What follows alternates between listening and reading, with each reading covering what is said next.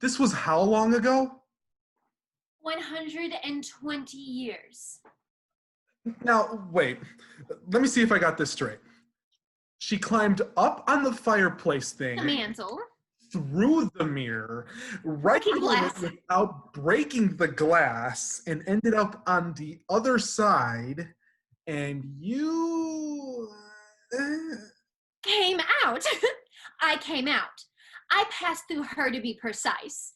My head through her head, my breast through her breast, and my hips through her hips, and my toes through her toes.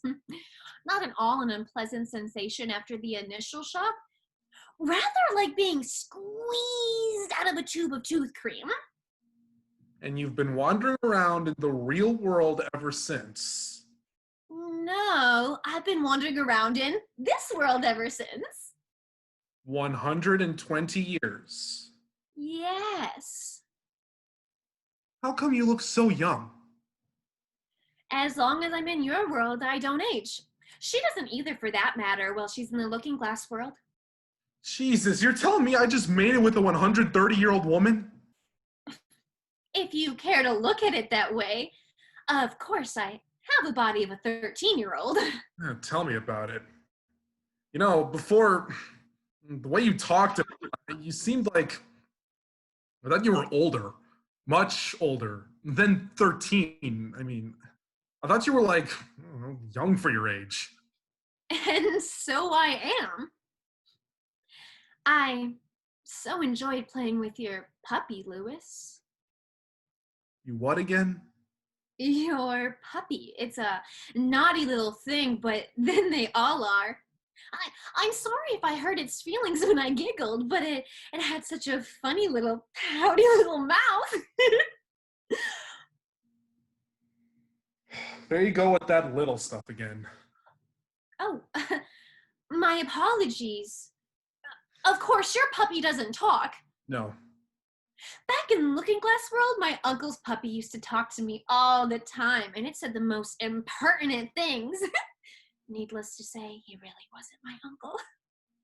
Right. But your puppy doesn't make any noise at all. Well... And now I shall recite a poem for you. In the gardens late at night, Whoa. I found my way by candlelight to a secret place where no one knows, where the giggles sleep and the yum-yums glow, past the... Stop already! What is it? You know, on this side of the mirror, we usually just light up a cigarette or something. I beg your pardon? After. You know, we don't go in much for poems. I see. You don't wish to hear the rest, then? Well, maybe later. Hey, look, it's nothing personal. It's just, I'm kind of discombobulated is all. I mean, I've heard some weird stories before, but... So you do this kind of thing often? No, I have never done this. Oh, Christ. Now you're telling me I just made it with a 130-year-old virgin. Now, I've done that before. I just never done it in a bed. Where? What? Where? Oh, behind the Times Square Coca-Cola sign and the control tower of John Wayne International Airport at the battering block. Okay. Until I said Disneyland. It's a small world after all. How many guys would you say you have? Oh, hundreds. And you, Louis, do you always do it in a bed? Yeah. Well, once on a fuzzy rug on the, How peculiar you are, Louis. Oh, careful your little puppy doesn't bite you. Right. Hey, listen, I really enjoyed this and everything, but... Are you going to woo me now? Woo you? It's customary in the looking glass world. After the boy has his way with a girl he has never met before, he proceeds to woo her, beginning with passionate kisses and working his way down gradually to exchange of pleasantries and courteous introductions. And then they part ways forever. The old ways are still the best, Louis, don't you agree? Look, I don't know if I'm ready for, like you say, pleasantries and courteous whatevers. Everything in its time.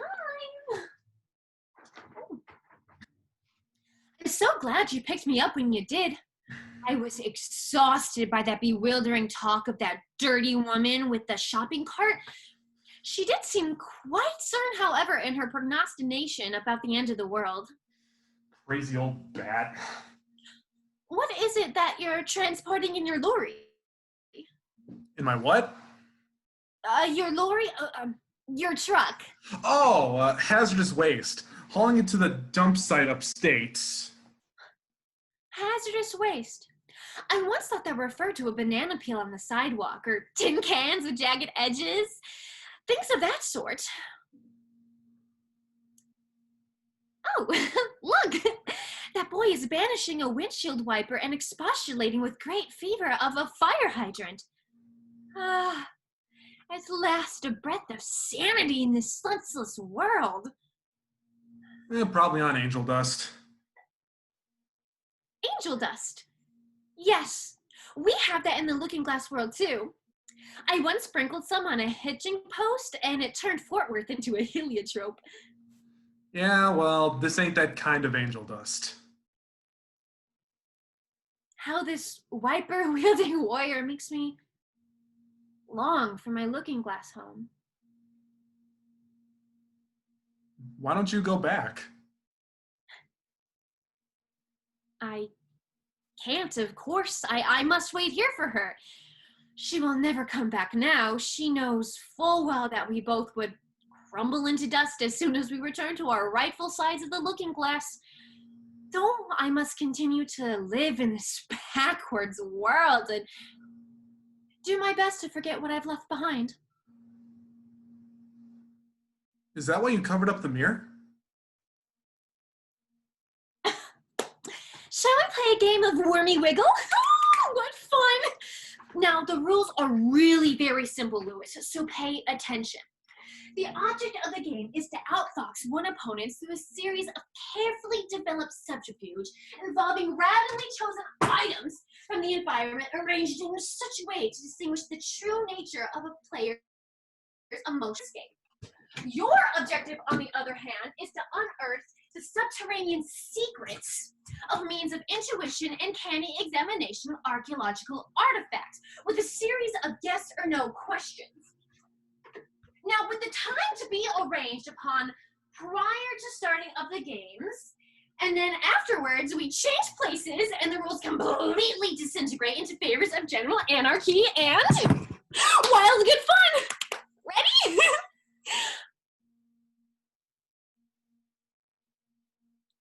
Aww. You guessed my secret already, haven't you? What is the point of playing when I'm not allowed to win? I'd better hit the road. Do you know what I least like about this world, Louis? Hey, look, it was convenient. Entropy. The tendency of all things in your world to move away from others towards chaos. In my world, it's the opposite. Dust floats off of one's furniture and through the air and gradually drifts together to be molded by the winds into great mountain ranges. Swarms of locusts descend upon a barren field and then lift away again, leaving waves of wheat behind them. Ancient mountains rise up out of the ruins and as time passes become pristine and proud, and a hole in the knees of a little girl's stocking grows smaller and smaller until it disappears altogether. And of course, people of the looking glass world, as soon as they grow older, they find their innocence. What a muddle. One time when I was a kid, it was just me and my dad and his dad living in a one-bedroom place. And dad and grandpa always used to go out drinking. They were both drunks. Anyway, this one night I was home alone. Oh, I was about 13, 14. And I decided to drink a six-pack of beer. You know, I'll show them. So I did. I drank all 6 cans. By about the 4th can, I was feeling pretty crazy, and I started trashing the place. Turned over all the furniture, spilled food, papered everything with TP. Basically, turned the place upside down. After the 5th can, I was crying because I guess I just felt really bad about messing things up. And after the 6th can, I got sick, barfed on the linoleum floor in the kitchen, went into the bedroom, and passed out. Later on, I heard my dad and grandpa come in. They yelled at each other for a while, then the door slammed, and my dad's yelling disappeared down the street. The place got real quiet, but then all of a sudden I heard this heavy thump. It scared me. I got out of bed and snuck out into the living room, but nobody was there. So I turned and looked in the kitchen, and I saw my grandpa. He had slipped on my puke. And he was just lying there on the floor, kind of bumbling around. He looked like one of those turtles on its back trying to turn the world right side up again. Looked at him. He was really messed up, mumbling, groping. He could have been hurt bad for all I knew. But I just looked at him. I was the kid. My grandpa, he used to play the piano, you know, jazz, classical, when he was a young man. I guess he was really good because he was gonna maybe go on tour or something. But then he had to take a factory job during the Depression to support grandma and my dad. Then he lost parts of 3 fingers in the machines, and he couldn't play anymore after that. So that's my story. Was your granddad a land turtle, a sea turtle, or a mock turtle? Mock turtle, I guess. Yes, I thought so. I'm sorry I never knew your granddad, but I do know that in the looking glass world, he never stopped playing the piano. Yeah? Furthermore, most of the really great looking glass musicians have some turtle in them. You know, I don't think you're as half as strange as you make out to be. Yes, well, after 120 years, I suppose a certain degree of assimilation would be inevitable. Would you like to go again? We can do it in the bed if you want. I think maybe I'd rather hear your poem now. Why, Lewis, you impetuous mandrill, you must put me in my proper mood first. Then tell me your name. I'm called Celia. Celia. It is a great pleasure to make your acquaintance, Celia. Thank you, Lewis.